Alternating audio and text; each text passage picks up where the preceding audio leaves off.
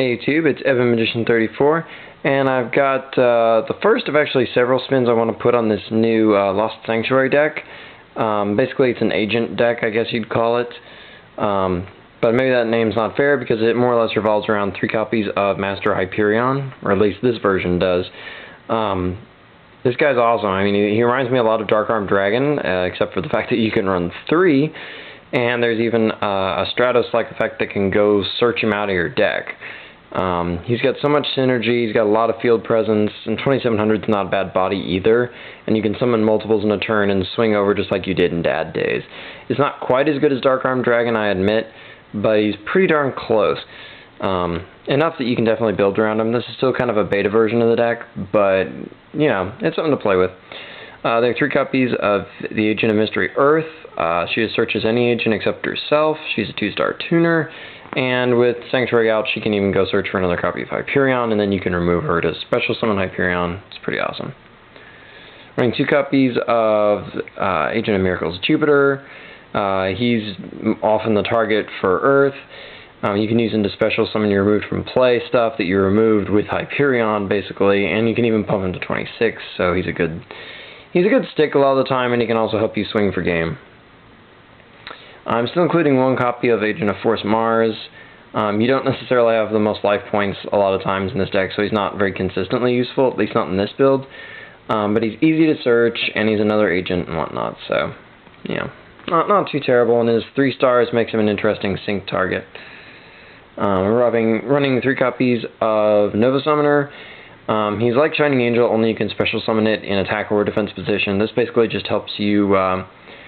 We're running Pot of Avarice and Cards from the Sky, so this guy's a great first turn set along with all of those because he doesn't violate them in any way. And he also helps you stock fairies into your grave for Hyperion, so he's good in that respect. We're also running 1 copy of Shining Angel, so we basically have 4 little fairies that recruit each other. Nova's better than Shining Angel, basically, even though we don't run Parshath. We're also running 2 copies of Dimensional Alchemist because he's a light fairy, and you can get all your removed from play fairies added back to your hand. Things like Agent Earth, who you definitely want to put back in your hand for repeat abuse, and also Hyperion likes to be put back in your hand. And if you remove Honest, it wants to go to your hand. So he's just really awesome, and you can search him off Nova and stuff like that. So nothing not to like about him. 1 copy of Honest. 1 copy of Sangan, because he searches Earth and Honest, cool stuff that likes to go to your hand. We're also running 1 copy of Archlord Christia. He's still hard to get because he did not come in the deck, like a lot of people were speculating that he would. But he's a good special summon with Jupiter. That's basically the reason he made the deck. You can summon him out of your hand too, of course, if conditions are right, but you're not as likely to meet those conditions in this deck. But you can also feed him to Cards from the Sky if he's problematic for you. But he's good for locking people down and whatnot, and whether they send him to your grave or remove him from play, you still have a lot of easy access to him. So you can definitely bring him back. Obviously sending him to the grave is a little bit tougher, but you get the point. 2 copies of Zeratius. This guy's just basically a better terraforming for you in this deck. He's a good stick too. For the spells, we're running 3 copies of the Sanctuary in the Sky, basically because all your stuff revolves around it. Hyperion gets to blast 2 cards instead of just 1 with it. You can search broader things. You can actually use Jupiter's effect with this.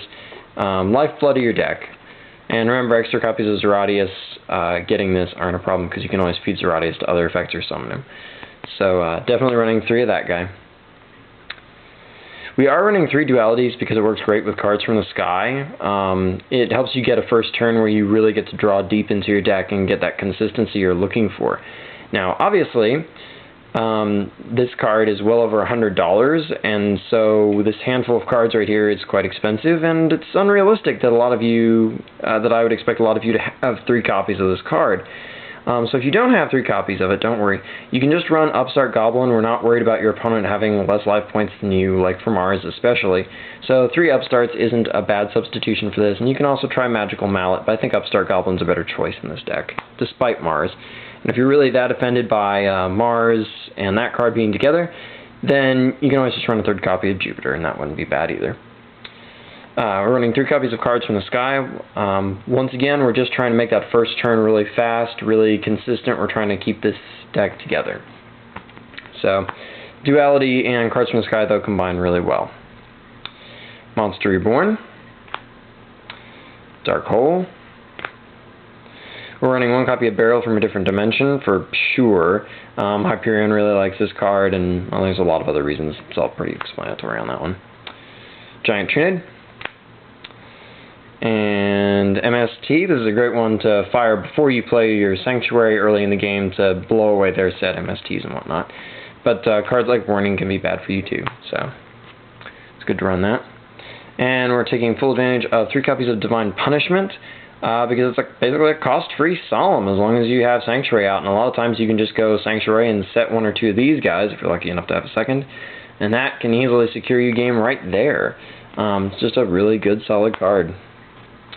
We're also running Solemn Judgment because once again we don't care so much about life points. It's just one more big stop.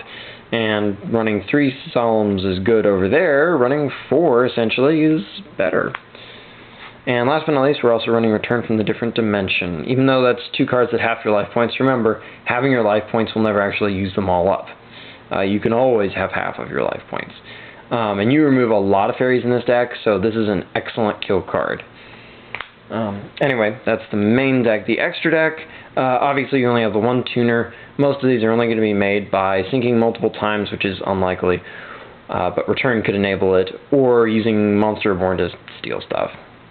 I'm running Ally of Justice Decisive Armor because you might just have to sink for 10. It's not likely, but you might have to. And if you do, you might like to have some muscle to go for, but more or less this is just for fun. Be amazing in the mirror match, though, and also hilarious. We're running Trishula, Dragon of the Ice Barrier. Agent Mars makes that one possible. We're also running Mistworm, because sometimes Mistworm is a better target, because sometimes there are more threats on the field than elsewhere.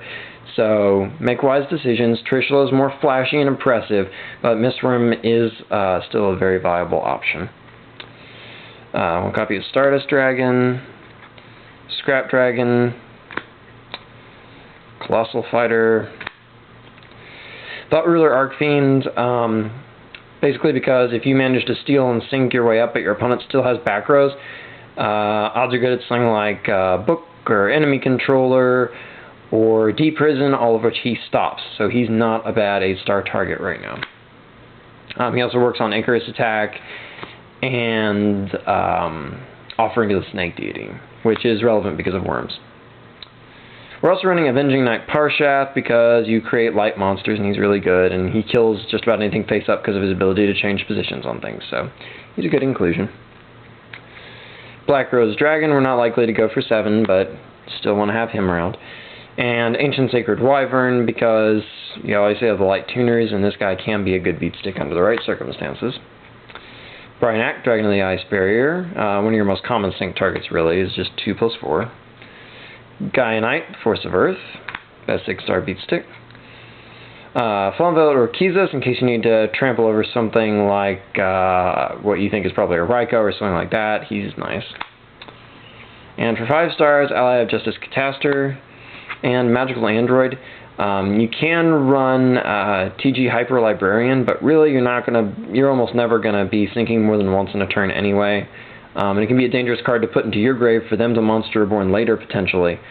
So in some ways, the Android's actually a better choice, but I'll leave that one up to you. Anyway, and that's the deck.